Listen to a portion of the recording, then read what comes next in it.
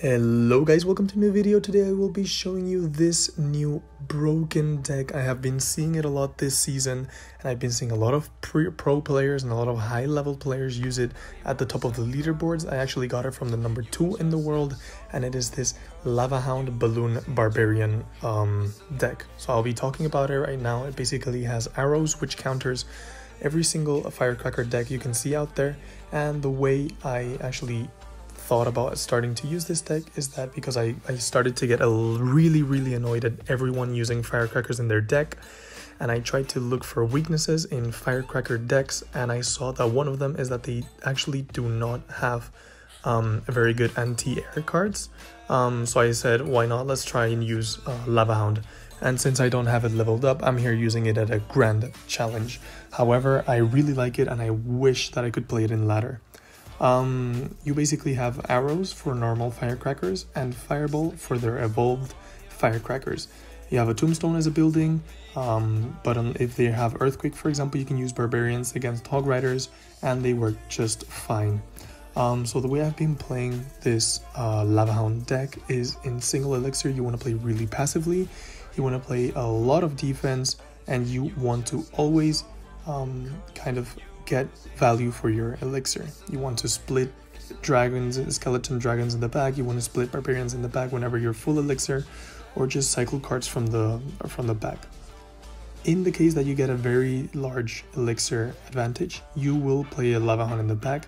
However, I think that it's best to reserve that play for double or triple elixir, and you will see that right now we have survived the first 2 minutes of the game. Our towers are more or less healthy. We have done more damage to them than they have done to us.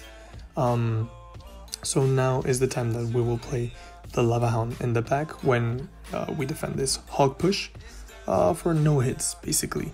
So we will start at the left, which is the tower that we are attacking, and you will see that since his only air card is a firecracker, he's basically defenseless against our insane beatdown Lava Hound balloon and a million of air card push.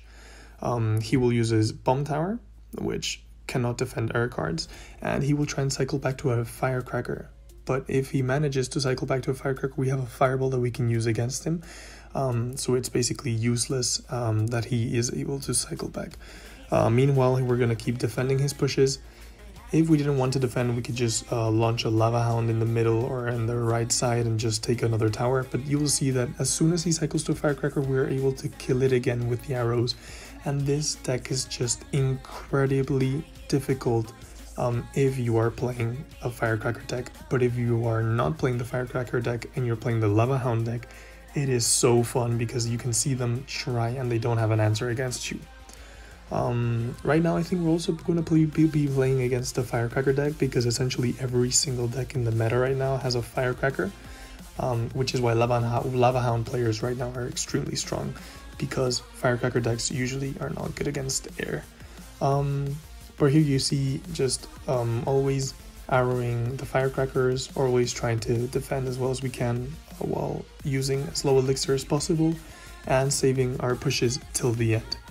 Here we see a monk played from the back, so what we're going to do is just play a mega minion on the same side from the back to load our defenses and let him push and just see what other cards he has in this deck. He comes with a pretty strong push, so we're going to defend it with barbarians. Again, if we had evolved barbarians, it would be a lot easier, but he comes with that. Since he spent that much elixir, we decide to go with a balloon, which he answers with an Inferno Dragon. Pretty good defense to our balloon, and we're not going to waste any more elixir. We just wanted to test out what kind of other air cards his deck has, and we just saw that he has one of the main counters for the Lava Hound. However, another reason why this deck is so good is that if we play Lava Hound and he plays an Inferno Drake in the back to defend it, we have a Fireball which basically can reset, and a Fireball plus arrows essentially kills an Inferno Dragon, and if he plays the Firecracker close enough, we will get both cards killed for a lot of value, and those are his only air cards.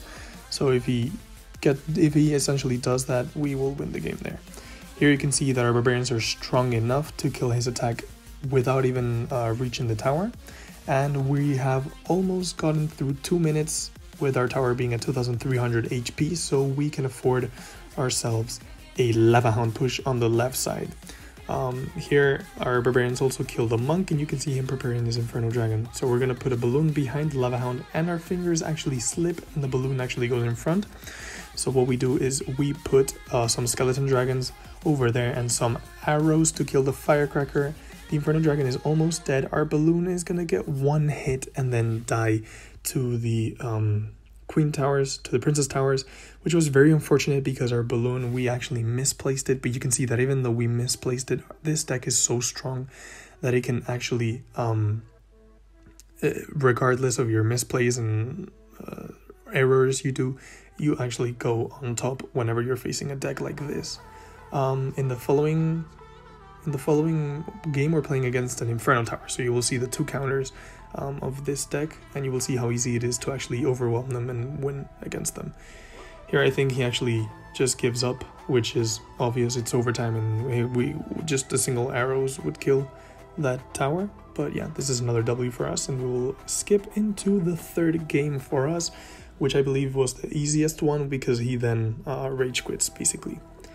So it's against Luis.btm, and you can see our starting hand is amazing. You can either put your building in the middle, or you can put your skeleton dragons in the back and split them, and those could be very good ways to start. In this scenario, I would start with skeleton dragons in the back, since in the first game you saw that we placed our building very early on, and we actually missed a hog push from our opponent. So skeleton dragons here do a good job cleaning up the princess and then taking out the knight without being killed by the towers. And we see that we're actually playing against the log bait. What this instantly tells us is that his air cards should be the Goblin Gang, the princess, of course the rocket if he decides to save it for our attacks, and the Inferno Tower. Since he just used the rocket, we decide to go for a Lava Hound, as he should be very low in elixir. He plays one of his air defenses to the left, which is extremely far off from our Lava Hound, and we hold on to our balloon because we know that he has his Inferno Tower. When he plays his Inferno Tower, we actually decide to go with our balloon to the left side, first killing the princess and then playing the balloon, since we know that he does not have any other good counters. We save the arrows for the Goblin Gang. There they go, we ignore the Goblin Barrel, and you can see that our balloon gets 1, 2, 3 and even 4 hits on the left tower, which is essentially enough to call it a dead tower. So you can see that it was a very good trade just by knowing what cards he has, ignoring his Goblin Barrels and saving the arrow for the Goblin Gang, was essentially what won this game for us. Here we play Skeleton Dragons in the back. We should have played the building, since the princess at the bridge is a very common tactic from log bait players. But then we play the Tombstone just to cycle, have things on the board before playing a Lava Hound push, and we decide to go for the right side tower.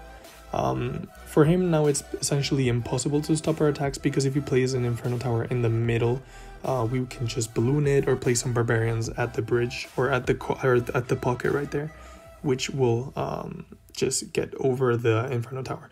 So what he can do right now is rocket everything, which is, I believe, what he's going to do. That's a very good rocket. He gets a lot of value, but the balloon just manages to escape and the death bomb manages to connect. However, regardless of his good defense, you can see that we just have too many air cards, additional from the Tombstone skeletons, to just overwhelm him and take his 3 stars. So this is another W. Thank you guys for watching this video. If you did enjoy it, please like and leave a comment if you want to see more Lava Hound plays, and I'll show you the full replays of the Grand Challenge. And yeah, subscribe if you want to see more, and I'll see you in the next video.